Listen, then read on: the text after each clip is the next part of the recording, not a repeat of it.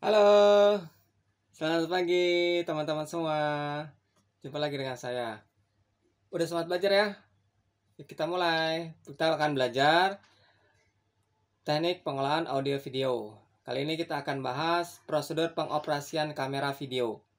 Oke ya, langsung aja kita simak ya.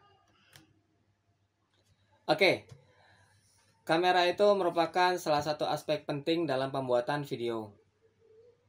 Karena dengan kamera kita bisa mengambil gambar-gambar atau adegan-adegan yang diarahkan oleh sang sutradara, sehingga cerita bisa divisualisasikan menjadi gambar oleh pemain-pemain yang memerankan adegan-adegan tersebut. Ya, lalu kamera biasanya dioperasikan oleh kru yang disebut kameramen. Ya, sebelumnya kita sudah bahas di di materi yang sebelumnya tentang praproduksi, produksi dan pasca produksi, bagaimana pembagian timnya juga sudah kita bahas di situ. Ya, kameramen itu untuk mengoperasikan kamera sesuai dengan arahan sutradara.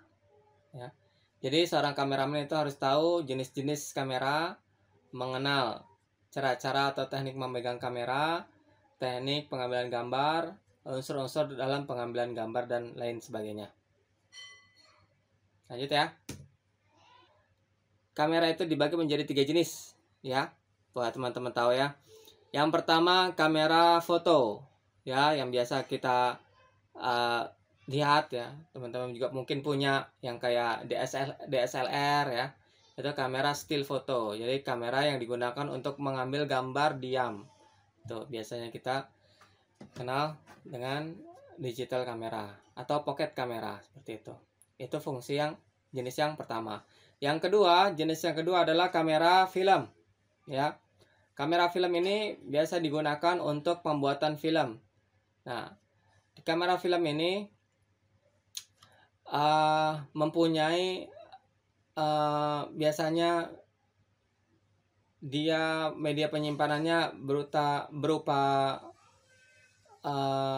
pita seluloid ya, dan dengan kamera film hasil yang ditayangkan berupa melalui sebuah proyektor, itu kamera film.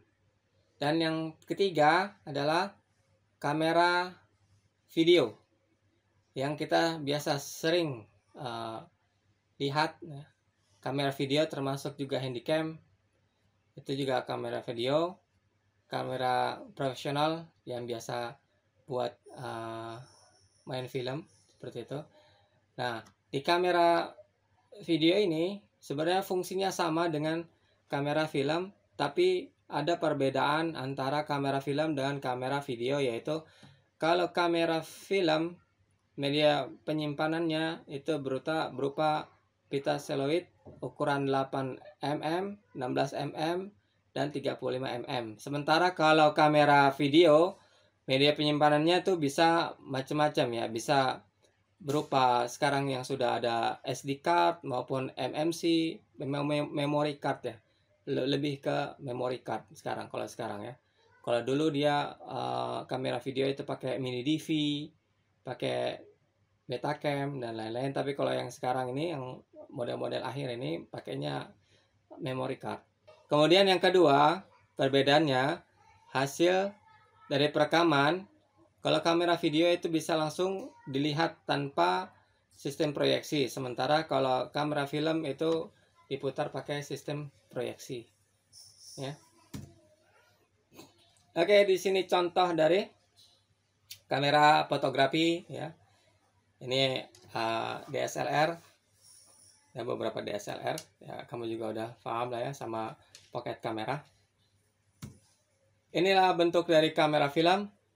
Ya, bentuknya seperti ini. Jadi gambar yang ditampilkan hasilnya akan diproyeksikan melalui proyektor yang udah ada di kamera film ini. Ini bentuk yang jadulnya, bentuk yang terkininya juga ada. Ini dia kamera video yang profesional contohnya. Oke, ada 5 karakteristik kamera video.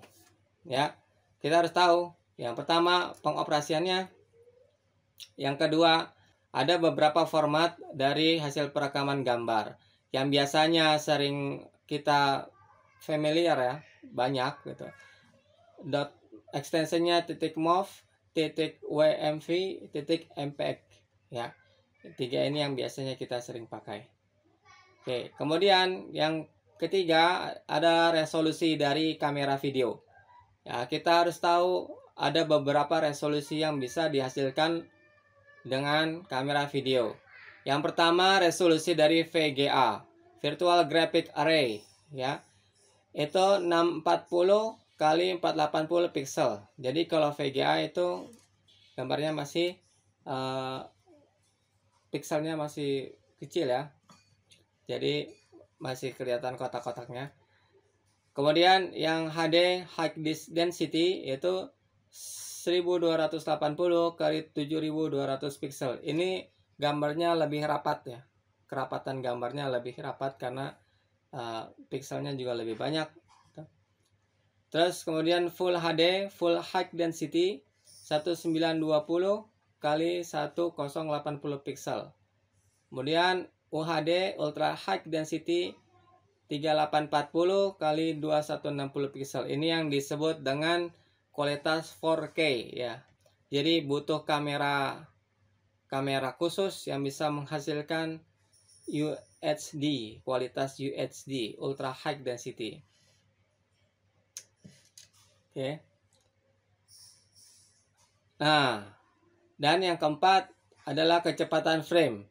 Frame itu adalah gambar per frame, gambar per detiknya. Jadi kalau misalnya 15 fps itu artinya sama dengan ada 15 gambar dalam 1 detik. Semakin banyak gambarnya, fps-nya, maka hasil gambarnya akan lebih smooth, akan lebih bagus ya. Jadi biasanya kita pakai kalau di Indonesia itu pakainya PAL ya. Itu PAL itu 25 fps, itu artinya 25 frame per second. Ada 25 gambar dalam 1 detik ya. Ada 25 frame gambar dalam 1 detik. Sementara kalau di luar itu biasanya pakainya NTSC ya, 29,97 fps. Dan yang terakhir adalah sistem kontrol manual dan atau otomatis.